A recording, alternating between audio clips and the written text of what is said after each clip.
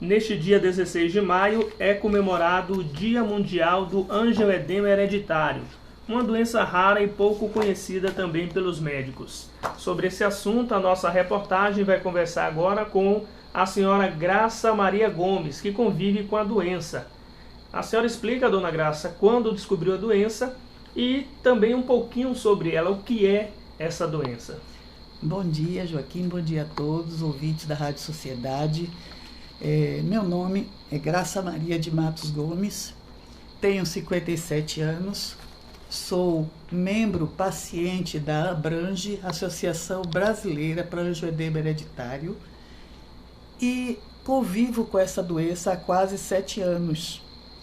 Porém, o diagnóstico só veio há quase um ano, após uma série de consultas, tratamentos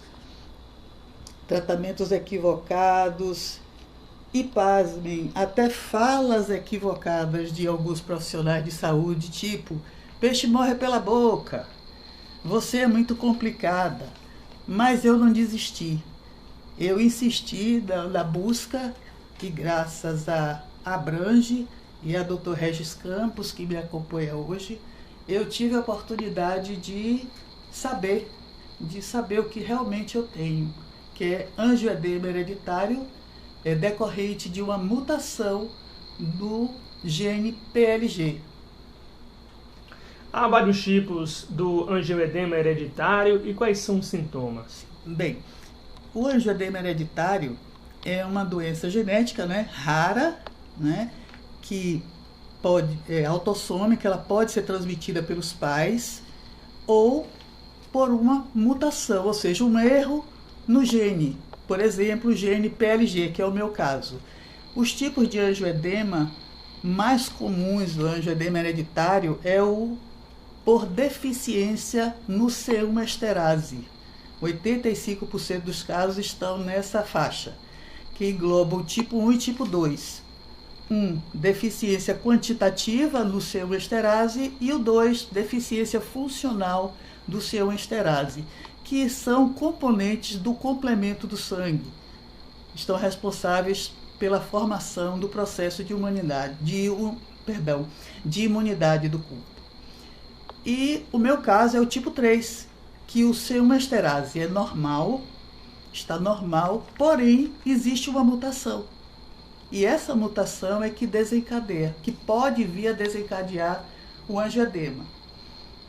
Existem pessoas que têm a mutação e têm a herança genética, mas são assintomáticas, certo? Pode a pessoa ter e não saber a vida toda. No meu caso, ela começou aos 50 anos, um processo associado a outra doença autoimune, que é a Kutzlacha e a urticária crônica, e eu comecei a apresentar crises, ia para vários médicos e não diagnosticava nada, não conseguia, até que eu me deparei com o profissional certo, que é o imunologista, que trata o angioedema hereditário. E fiz o acompanhamento genético, inclusive os primeiros passos para esse acompanhamento foi com parceria com um laboratório daqui de Feira de Santana, que eu agradeço muito, e a partir daí eu fiz um acompanhamento genético na Unifesp, mapeou toda a minha família e concluiu que o meu caso é tipo 3, ou seja, é uma mutação que só eu e minha irmã gêmea tem. A senhora já convive há pouco mais de 7 anos? Há quase 7 anos. E há tratamento, dona Graça, para essa doença e como ele é realizado? Veja bem, o angioedema hereditário, ele não tem cura. Ele não tem cura, certo? Ele tem tratamento. No Brasil, o SUS, inclusive, disponibiliza uma medicação profilática, porque o tratamento do angioedema, ele é profilático e para crises, tratamento de longo e curto prazo. No SUS, ele disponibiliza o danazol, porém o danazol não é adequado para todos os tipos de angioedema, inclusive o meu, que é pouco estudado na literatura. É um tipo 3, ele não é indicado o uso do danazol. Hoje eu faço o tratamento profilático com o ácido tranexâmico, que é o Transamin, porém não tem dado resultado. Eu continuo tendo crises. Hoje eu busco outras medicações que são de alto custo. É o icatibanto, que foi indicado pelo meu médico. O icatibanto ele é o Firazyr. Você tem ideia, numa crise você pode utilizar até 3 ampolas do Firazyr. Cada ampola custa R$ 8.400. O tratamento de longo prazo seria com o lanadelumab.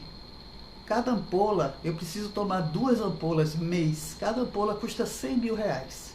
Então é um processo lento de busca, mas que eu espero conseguir em breve. O que é que uma pessoa com essa patologia deve evitar de fazer? O angioedema hereditário, por ser uma doença que, vamos dizer assim, desarticula o sistema imunológico, e ela tem como fatores desencadeantes principal o estresse, que desencadeia principalmente o estresse, são fatores emocionais e físicos. O emocional, o estresse, a ansiedade, o medo. Os físicos seriam pancadas, feridas provocadas por qualquer motivo, uma cirurgia dentária, tudo que agride o corpo pode desencadear uma crise de angioedema hereditário. Então, a pessoa que é portadora do angioedema hereditário, ela deve evitar, por exemplo, esportes radicais, porque vai mexer na questão emocional. Deve evitar tratamentos à base de reposição hormonal, à base de estrógenos. Por quê? Porque também potencializa uma crise. Então, a pessoa que possui o angioedema hereditário não deve fazer a reposição hormonal à base de estrógenos. Deve evitar também tatuagens, uso de piercing, tudo que agride o corpo deve ser evitado. E também, devido a essa deficiência no complemento do sangue, seja por C1, seja no plasminogênio, que é o meu caso, não deve ser doador de sangue.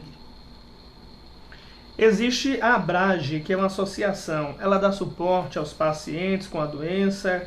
E como é que as pessoas podem buscar esse apoio? Bem, a Abrage é uma associação de pacientes, né, no Brasil. Então, ela foi criada para justamente dar esse suporte de orientação, porque quem tem angioedema muitas vezes é confundido com alergia alimentar, devido a como ele se apresenta. A associação, ela dá esse suporte de orientar, encaminhar. Se você não tem um médico especializado ainda, ela orienta que o médico de acordo com a sua região, o seu estado, a sua cidade, ela vai localizar, vai lhe dar o norte com relação ao profissional mais adequado para que você faça seu tratamento. Além disso, ela orienta com relação ao cartão de portador, depois de comprovado o diagnóstico, ela fornece o cartão de portador do angioedema hereditário, que eu já tenho. É um cartão que identifica e orienta, no caso de visitas à emergência, como o profissional de saúde deve conduzir. Você ouviu Graça Maria Gomes, que convive com a doença há quase 7 anos. Por se tratar de uma doença que apresenta sintomas, a divulgação e conscientização sobre o angioedema hereditário é fundamental para salvar vidas e proporcionar melhor qualidade de vida aos pacientes. Reportagem Joaquim Neto.